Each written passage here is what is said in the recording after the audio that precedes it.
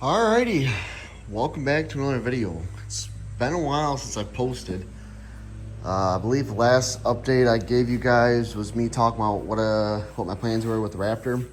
So parts kind of took a little bit longer to get than I expected, and just between work and trying to get everything done, it was kind of just drug out. But we got the new swing arm on painted. We did the +8 swing arm. It turned out pretty sweet. We did go with the Mod Quad drag axle. I think it's the 26 or 24, whatever the drag axle is. But the paint turned out sweet on the swing arm.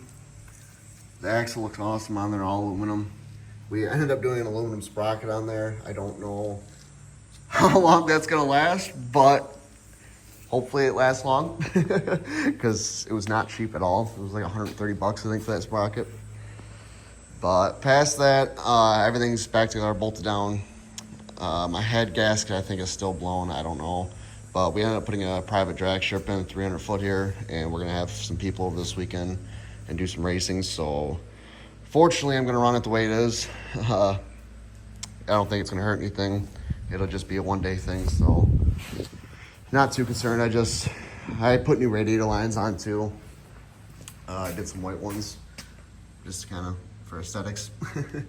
So I just put some new coolant in it, and I'm actually heat cycling it now, just to get some pressure behind the lines so I don't cause any more damage than I already did, which I know it's silly me to even drag race it with a blown head gasket, but oh well.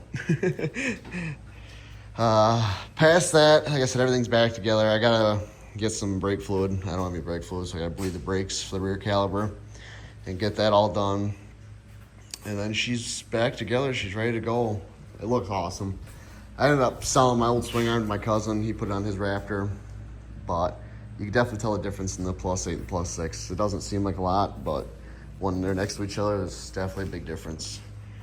I do got to do some tuning and messing with the rear shocks. I did notice it is back to being spongy again back there. So I haven't adjusted the spring yet, so hopefully I can get enough out of the spring for now. That at least I can ride it. Eventually, like I said, I don't know where my plans are with this, what I want the build to be. If I just want to do a full drag setup, or if I just want to leave it how it is. I took the lowering kit out, and it doesn't look too bad as far as the front and rear tires lining up. I mean, it's still quite a bit difference. I think if I just go back to an OEM front A-arms, that it'll probably look fine. That way I can run a Fox float up front, and then whatever I want to do with the rear shock, maybe I'll just get the rear shock revalved and then respring, or whatever goes into that. But past that, that's kind of where we're at. I don't know, I might do a video this weekend of us out there. Kind of just depends on how it all goes. We're still making the strip. We're not even done with it yet. We're supposed to do this Saturday, so hopefully we can get it finished up by then. I'm going to be running some studded rear tires out there because it's kind of more of a hard pack service. Where our area, it didn't really lose dirt, so definitely probably get more traction when you're running my studs than just a knob tire. But yeah, it should be fun. Like I said, I just want to do a little update on where we're at. It's coming together.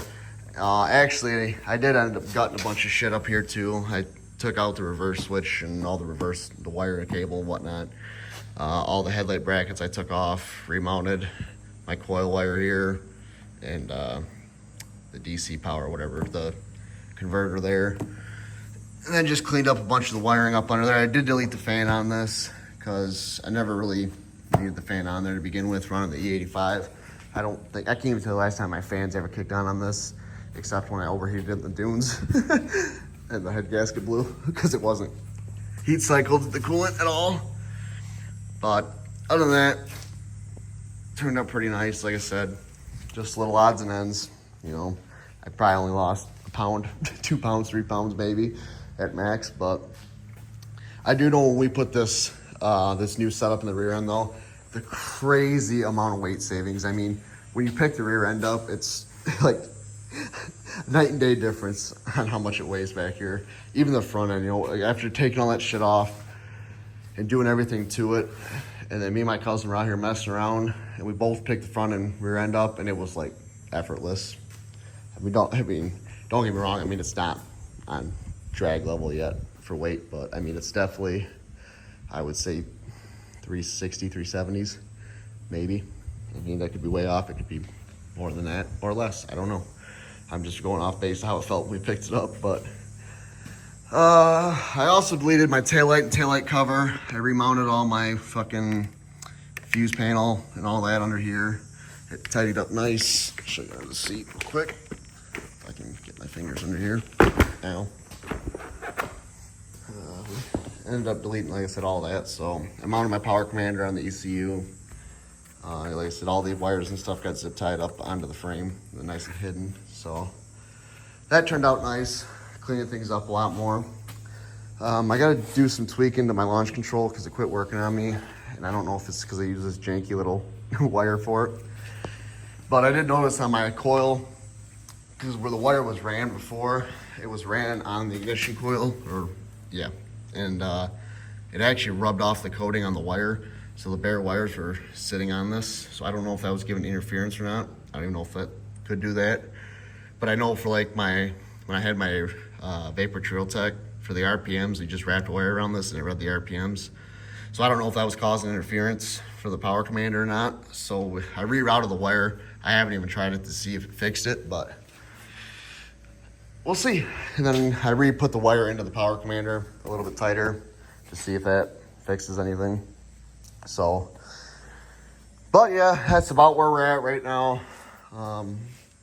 As far as future plans goes, like I said, I might go back to an OEM A-arm up front and then do some suspension changes. But as far as motor-wise goes, this is probably where the build's gonna stay. I don't know.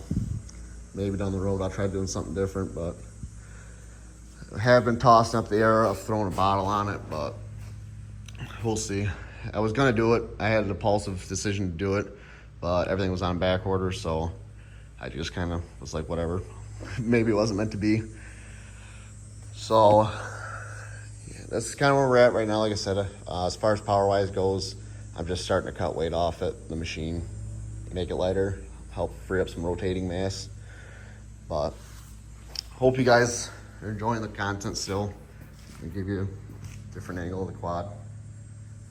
Like I said, it turned out pretty, the white on black turned out pretty gnarly. I'm happy with it, so. But like I said, maybe this weekend I'll get some footage. Maybe I'll make some shorts out of it and see what it goes on. Like I said, it's gonna be a bunch of my friends and family out there, so. Probably won't end up making a video, so maybe I'll just take some little phone clips and make some shorts out of them for you guys, so. But anyways, thanks for watching, and I'll see you guys next time.